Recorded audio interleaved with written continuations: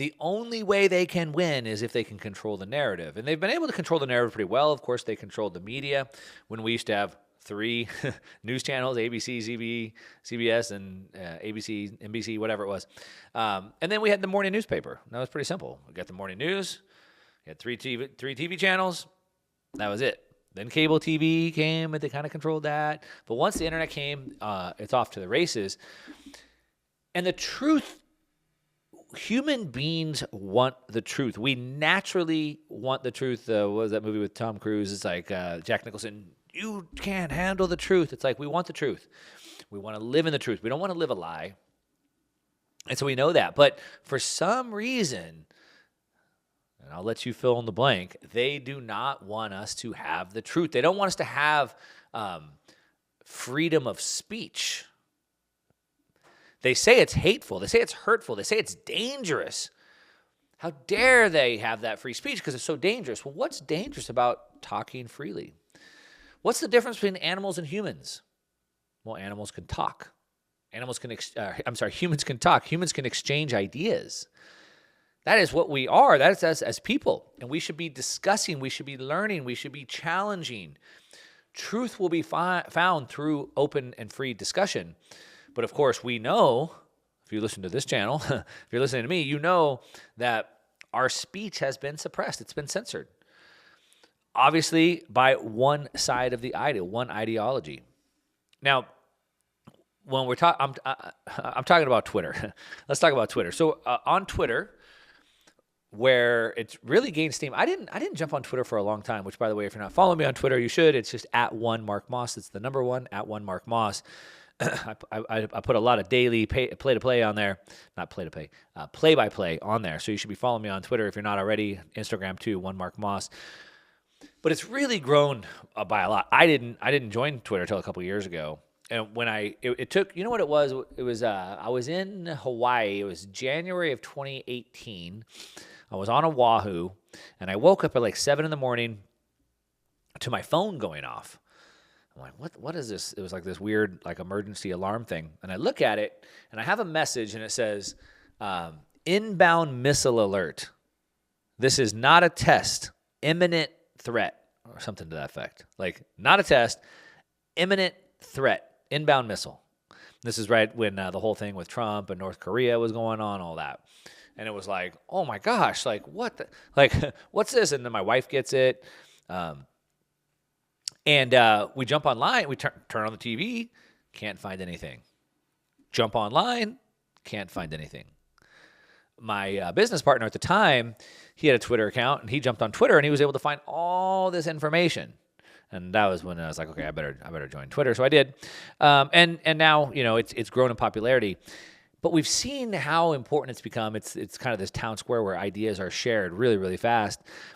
And of course, they move to really suppress it. Now, Elon Musk comes in, buys it, turns it private. He says it's because he sees how important it is for humanity, and he wants to have open and free speech. And he went from being the darling of the ESG movement, the World Economic Forum, electric vehicles. He's going to save the world. He's a liberal. He's on the left side. Everyone loves him, to now being hated and demonized. He fell from grace. They're trying to cancel Elon Musk because he wants people to have free speech. And it's interesting, while the left mainstream media may hate it, look at the stock price. The stock price apparently loves it. You can see tech stocks are all down. Facebook, Netflix, Google are all down, yet Twitter is doing pretty good. This week, he's been coming under so much fire because of this. I want to highlight some of these things.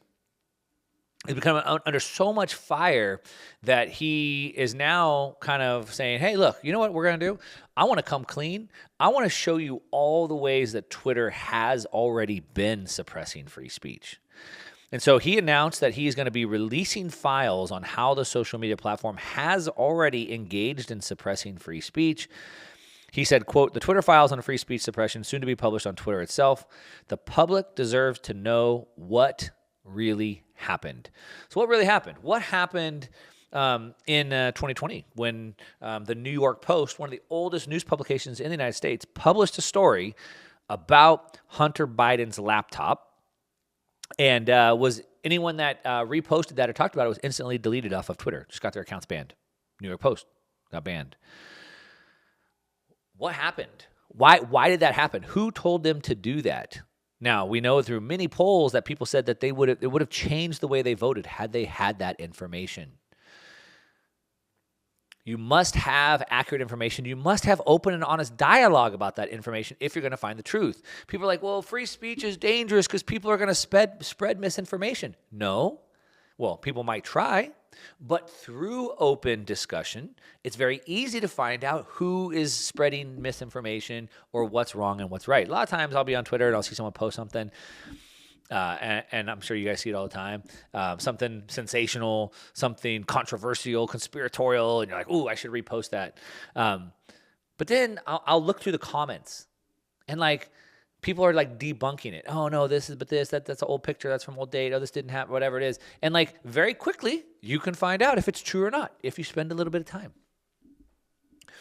If that wasn't allowed, if only one side of the story was able to be told, how would you ever know what was wrong or right? How would you be able to make up your own decision? Of course, you wouldn't, and that's exactly what happened with this Hunter Biden laptop story. Now, of course, all mainstream media has come out and said, okay, it's real. The laptop's real. We should take a look at this. But we can see what happened and how that affected things, and Elon Musk wants to bring that out. And of course they hate that. Of course they want that, but it's even getting worse. One of the biggest technology companies in the world and in the United States, one that we all love, including you, is coming out to be maybe one of the biggest opponents of free speech in the shocking turn of events. You cannot have a free society without freedom of speech. You just can't have it. Now, for all those people who are like, well, I might see mean things on Twitter. Well, Twitter has... it has a mute button. You can put words in that you don't want to see, so you can mute things. You can block accounts. You can actually not even use Twitter if you don't want to. Twitter's not violence. Free speech is not violence. You have a choice if you want to listen.